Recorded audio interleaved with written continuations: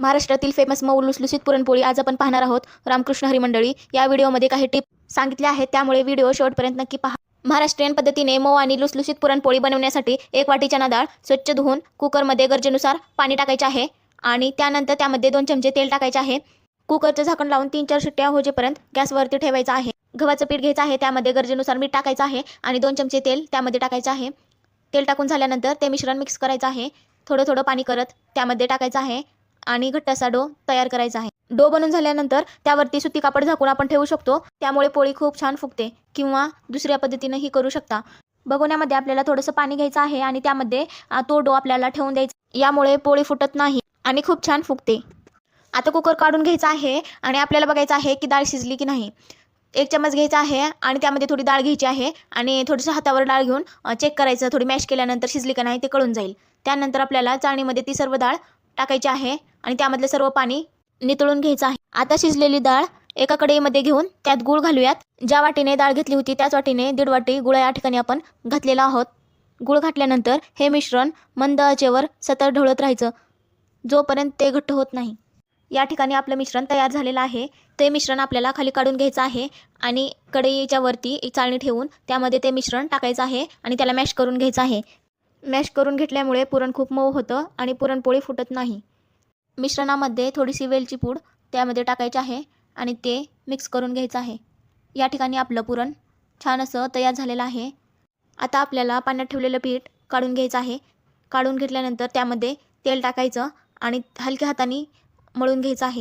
पाण्यात ठेवल्यामुळे पोळी खूप छान फुगते आणि फुटत नाही. त्यानंतर आपल्याला थोडंसं पीठ टाकून त्यावरती कपडा ठेवायचा आहे. या ठिकाणी पिठाचा थोडा गोळा घ्यायचा आहे आणि त्याला छान असं वाटीचा आकार द्यायचा आहे. वाटीचा आकार दिल्यानंतर जेवढं पीठ आहे त्यापेक्षा थोडंसं जास्त पुरण आपल्याला त्यामध्ये भरायचं आहे आणि मी ज्या पद्धतीने करते त्या पद्धतीने करून त्याचं तोंड बंद करायचं आहे. त्यानंतर आपण बनवलेल्या गोळ्याला थोडंसं सुकं पीठ लावायचं आहे आणि त्याला त्या कापडावरती ठेवायचं आहे. थोडासा पिठाचा हात लावून पोळी अगदी हलक्या हाताने कडेने लाटून घेऊया. जास्ती आपल्याला कडेनेच लाटायचं आहे. आतमध्ये थोडंसं फिरवायचं. अशा पद्धतीने पोळी तयार झाली आहे. गरम पॅनवर थोडंसं तेल लावायचं आहे आणि त्यावरती आपल्याला पोळी टाकून घ्यायची आहे. पोळी टाकून घेतल्यानंतर पलटून घ्यायची आहे आणि नंतर त्यावरती तूप किंवा तेल लावायचं आहे आणि पोळी परत पलटून घ्यायची आहे. दोन्ही बाजूनी छान गुलाबी टिपके येईपर्यंत भाजून घेऊ. भाजताना थोडेसे तेल किंवा तूप दोन्ही बाजूने लावून घेऊ आणि पोळी खमंग भाजू. या ठिकाणी आपली पोळी छान अशी फुगलेली आहे. अशा पद्धतीने तुम्ही सुद्धा घरी छान अशी पोळी. कटाची आमटी ही पुरणपोळीसोबत खास बनवली जाते. राम शिजल्यावर एका कढईवर चाळणी ठेवायची. चाळणीमध्ये सर्व डाळ टाकून घ्यायची आहे आणि अतिरिक्त पाणी, ज्याला आपण कट म्हणतो, ते सर्व पाणी आपल्याला कढईमध्ये काढून घ्यायचे आहे. थोडीशी डाळ आपल्याला मॅश करून त्या कटामध्ये टाकायची आहे. त्यामुळे थोडी डाळ चाळणीमध्ये ठेवा आणि त्याला छान असं मॅश करून घ्या. मॅश करून झाल्यानंतर अशा पद्धतीचं कट आपलं तयार झालं पाहिजे. आता पाहू मसाला कसा बनवायचा. एका कढईमध्ये तेल टाकायचं. लसणाच्या 8-9 पाकळ्या मंद आचेवर भाजून घ्यायचं आहे आणि त्याला मिक्सरच्या भांड्यामध्ये काढून घ्यायचं आहे. ते काढून घेतल्यानंतर त्यामध्ये आपल्याला खोबरं टाकायचे आहेत आणि तेही छान असं भाजून घेऊन त्यालाही परत काढून घ्यायचं आहे. खरपूस असं भाजल्यानंतर ते आपण मिक्सरच्या भांड्यामध्ये काढून घेऊयात.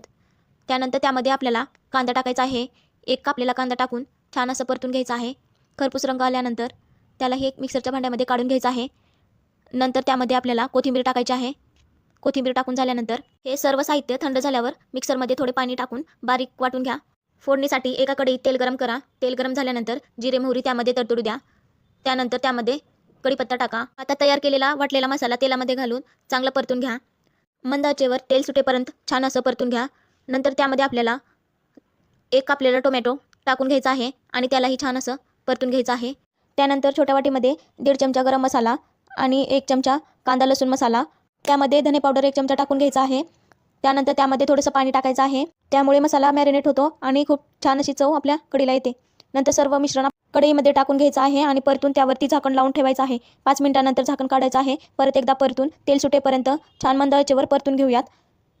तेल सुटल्यानंतर त्यामध्ये आपल्याला नितळून घेतलेला कट म्हणजे डाळीचं पाणी त्यामध्ये टाकायचं आहे आणि गरजेनुसार मीठ त्यामध्ये मंद आचेवर आमटी 5 ते 7 मिनिट उकळू द्या, म्हणजे सर्व मसाले आमटी चांगले मुरतील. अशा पद्धतीने छान अशी आमटी आपली तयार झाली आहे. कमेंटमध्ये नक्की सांगा की तुम्हाला कशी वाटते.